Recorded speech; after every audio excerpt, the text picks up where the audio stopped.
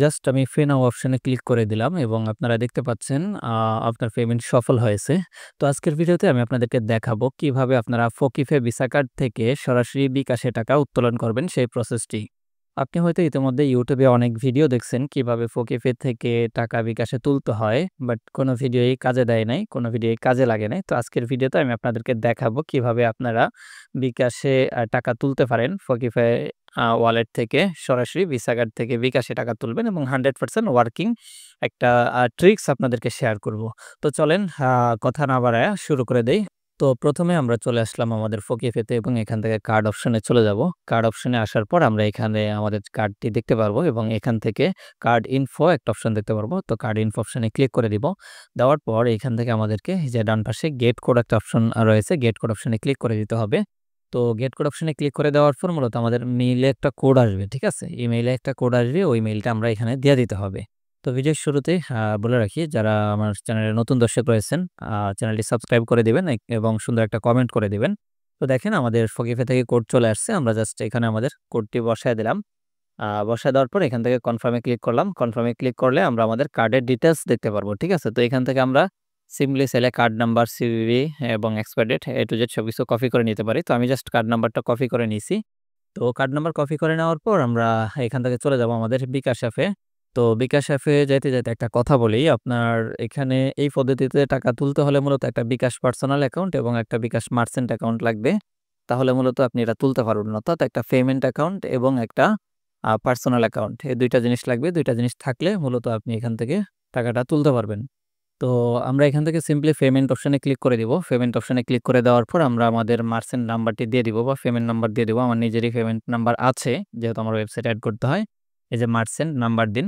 তো আপনার যদি মার্চেন্ট নাম্বার না থাকে তাহলে আপনি যেটা করবেন, আপনি বিভিন্ন শপে বা দোকানে ঢুকলে দেখবেন যে বিকাশে পেমেন্ট করুন। অনেক দোকানে লেখা আছে, ওই দোকানদারকে বলবেন যে ভাই আমার কিছু টাকা আপনার বিকাশে যাবে, সেখান থেকে আমাকে দিয়েন, অথবা আমাকে টেলিগ্রামে বা হোয়াটসঅ্যাপে মেসেজ দিন, আমার বিকাশে পাঠিয়ে দিন। আমি আপনাদেরকে আ পার্সোনাল নাম্বারে দিয়ে দিব। ঠিক আছে? জাস্ট প্রসেসটা দেখতে থাকেন শেষ পর্যন্ত। যদি একান্ত না থাকে আমি আপনাদেরকে এই হেল্পটা ইনশাআল্লাহ করব। তো এখানে দেখেন, তো আমরা এখান থেকে যেটা সিলেক্ট করব, ভিসা কার্ডটা সিলেক্ট করছি, তাই না? তো প্রথমে আমাদের যে মার্চেন্ট নাম্বার, সেই মার্চেন্ট নাম্বার দিলাম। এরপরে হচ্ছে যে কি, আমরা আমাদের ভিসা কার্ডটা দিলাম। ভিসা কার্ডটা দেওয়ার পর মানে ভিসা কার্ডের অপশনটা সিলেক্ট করব। করার পর উপরে অ্যামাউন্ট দিতে হবে, কত টাকা। ঠিক আছে? তো আমি মূলত মোটামুটি আ দেখি ১,০০০ বা কত করা যায়? আমরা এখান থেকে ৳১,০০০ প্লাস উইথড্র করব। ওকে? তো এখানে লিখে দেই ৳১,০২০ লিখে দেই। ১০, ২০, ঠিক আছে? মানে ৳১,০২০ ক্যাশ আউট চার্জ সহকারে আমি এখান থেকে তুলব। ঠিক আছে? আমার ফকিফে অ্যাকাউন্ট থেকে তুলতেছি। এটা আমার জাস্ট রেফারেল বোনাস। অথবা আপনি চাইলে যে টাকা ডিপোজিট করছেন ওইটাও তুলতে পারবেন। এখন আপনার এখানে কার্ডের ডিটেইলস দিতে হবে। ঠিক আছে? এখানে আপনার কার্ড নাম্বার, এরপর হচ্ছে expire date, CVV number, card holder name, এখানে আপনি আপনার ফকিফের ডিটেইলস দিয়ে দিবেন। ঠিক আছে? তো ফকিফে ভিসা কার্ডের ডিটেইলস দেওয়ার পরে একটু সময় আপনাদের এখানে অপেক্ষা করতে হবে। আমরা জাস্ট একটু অপেক্ষা করি। তো দেখতে পাচ্ছেন যে এখানে বিকাশ থেকে আমাদের কাছে একটা অ্যাপ্রুভাল চাইবে। ঠিক আছে? মানে এই যে এই অ্যাপ্রুভালটা এটা কোথায় চলে গেছে? আমাদের ফকিফে অ্যাপে। ঠিক আছে? তো আমরা অ্যাপটা ওপেন করলাম। ওপেন করার পর আমরা যদি একটু রিফ্রেশ করি, জাস্ট একটু রিফ্রেশ করব। রিফ্রেশ করার পর আমরা দেখতে পারবো যে এখানে একটা অ্যাপ্রুভাল চাচ্ছে। তো আমরা এখান থেকে সিম্পলি অ্যাপ্রুভ, এই যে অ্যাপ্রুভ লেখাটার উপর একটা ক্লিক করে দিব। ওকে? তো এখানে জাস্ট কয়েক সেকেন্ড লোড নেবে। লোড নেওয়ার পর দেখতে পারবো যে আমাদের অ্যাপ্রুভাল সাকসেসফুলি হয়ে গেছে এবং আমরা যদি আবার বিকাশে প্রবেশ করি জাস্ট আপনাদেরকে দেখানোর জন্য, তো দেখতে পারবেন যে আমাদের পেমেন্ট সফল হয়েছে। অর্থাৎ আমাদের কার্ড থেকে কিন্তু ডলারটা চলে গেছে। ঠিক আছে?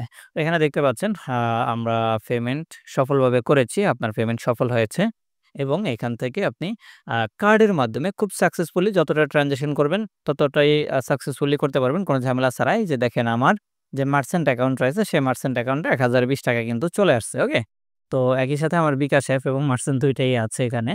তো বিকাশ অ্যাপ থেকে আমি বের হয়ে গেলাম এবং আমি আপনাদেরকে আরো একটু যদি ডিটেইলসে দেখিয়ে দেই, আ এখান থেকে চলে আসলাম ফকিফেতে এবং ফকিফেতে একটু রিফ্রেশ করি। রিফ্রেশ করলে দেখেন ৳১,০২০ আমাদের এখান থেকে কেটে নিয়ে গেছে। জাস্ট এই যে পপআপটা ফলো করেন বিলিং এ ৳১,০২০ কিন্তু আমাদের এখান থেকে চলে গেছে। তো এবং আমাদের উপরে দেখেন $20.47 আমাদের আছে, যেখানে আমাদের $28 মতো ছিল। তো এই হচ্ছে বিষয়। আমরা যদি এখান থেকে একটু রিপ্লেস করে দেখি যে আমাদের $8.51 টোটাল কাইটা নিয়ে গেছে। তো $8.51 কাইটা নিয়ে যাওয়ার পর আমাদেরকে দিছে কত? ৳১,০২০। তাহলে আমাদের ডলার প্রাইসটা কত করে দিছে আমি আপনাদেরকে লাইভ দেখায়া দেই। আচ্ছা, তো আমরা একটা হিসাব করি ১০২০ ভাগ হচ্ছে আমাদের ৮.৫১ পড়ছে। তাহলে ৳১১৯.৮৫ করে আমাদেরকে ডলার প্রাইস দিছে। প্রায় ৳১২০ করে দিছে। এভারেজ ব্যাংকের প্রাইস অনুযায়ী মোটামুটি ঠিকঠাক। তো আজকের ভিডিওটা ছিল এ পর্যন্তই। আমি সবসময় রিয়েল এবং সঠিক ভিডিও দিয়ে থাকি। তো আপনাদের যদি আমার ভিডিওটি ভালো লেগে থাকে তাহলে চ্যানেলটি অবশ্যই সাবস্ক্রাইব করে দিবেন।